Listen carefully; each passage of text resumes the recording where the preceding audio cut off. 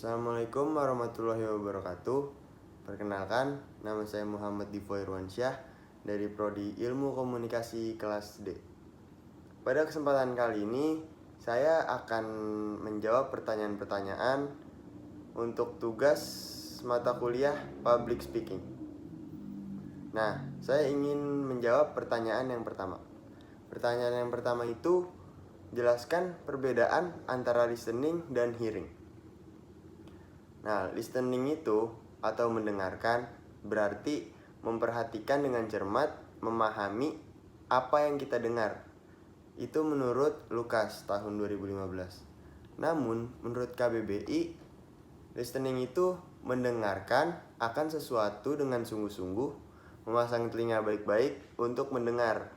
Nah, contohnya itu seperti ibu sedang mendengarkan berita penting, atau ayah sedang mendengarkan om berbicara. Nah, seperti itu.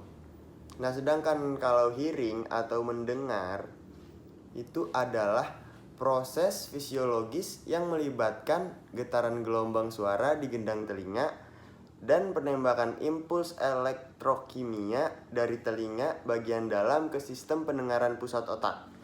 Itu menurut Lukas 2015. Nah, menurut KBBI-nya, hearing adalah dapat menangkap suara atau bunyi dengan telinga, tidak tuli. Contohnya, kakek itu masih mendengar, atau kakak masih mendengar sirine. Nah, seperti itu. Nah, terus ada pertanyaan yang kedua. Pertanyaan yang kedua itu, sebutkan macam-macam listening. Macam-macam listening itu ada 4. Nah, yang pertama itu ada appreciate listening. Yang kedua ada empathic listening. Ketiga ada comprehensive listening. Keempat ada critical listening. Nah, sekarang saya ingin menjelaskan satu-satu. Yang pertama itu ada appreciate listening. Appreciate listening itu mendengarkan untuk kesenangan atau menikmati sesuatu.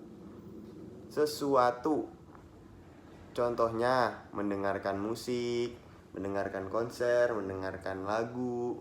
Nah, terus yang kedua ada empathic listening. Empathic listening itu mendengarkan untuk memberikan dukungan emosional. Contohnya seperti mendengarkan sahabat curhat, mendengarkan teman curhat, mendengarkan kerabat curhat. Nah, seperti itu. Nah, terus yang ketiga ada comprehensive listening. Comprehensive listening itu mendengarkan untuk memahami pesan seorang pembicara. Nah, contohnya mendengarkan dosen, mendengarkan arahan, seperti itu. Nah, terus yang terakhir ada critical listening. Critical listening itu mendengarkan untuk mengevaluasi pesan dengan tujuan menerima atau menolak. Contohnya seperti iklan, pidato dalam kampanye, argumen pengacara dalam sidang, dan lain-lain. Nah, kali ini saya akan menjawab pertanyaan yang ketiga.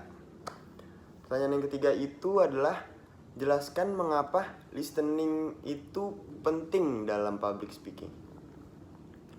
Nah, mengapa listening itu penting dalam public speaking?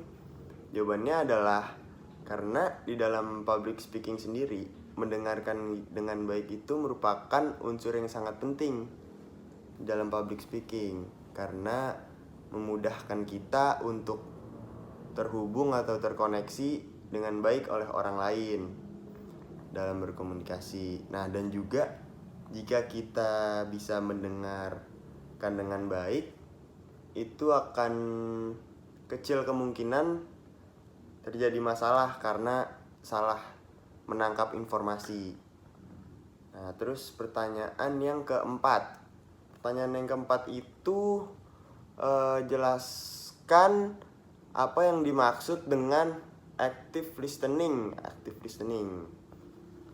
Active listening itu adalah mendengarkan yang benar-benar terfokus. Atau dalam kata lain, kita benar-benar memperhatikan apa yang sedang disampaikan oleh orang lain atau lawan bicara. Nah, pertanyaan nomor 5. Apa saja kiat agar bisa melakukan active listening? Ada beberapa cara agar kita bisa melakukan active listening. Ada 7 cara. Nah, yang pertama itu ada penuh perhatian, bertanya dengan memakai pertanyaan terbuka, menanyakan pertanyaan kritis, minta penjelasan, buat parafrase, ikuti irama dan tunjukkan perasaan. Yang terakhir itu buat ringkasan. Nah, itu adalah beberapa pertanyaan yang sudah saya jawab untuk memenuhi tugas di mata kuliah public speaking. Kurang lebihnya mohon maaf. Assalamualaikum warahmatullahi wabarakatuh.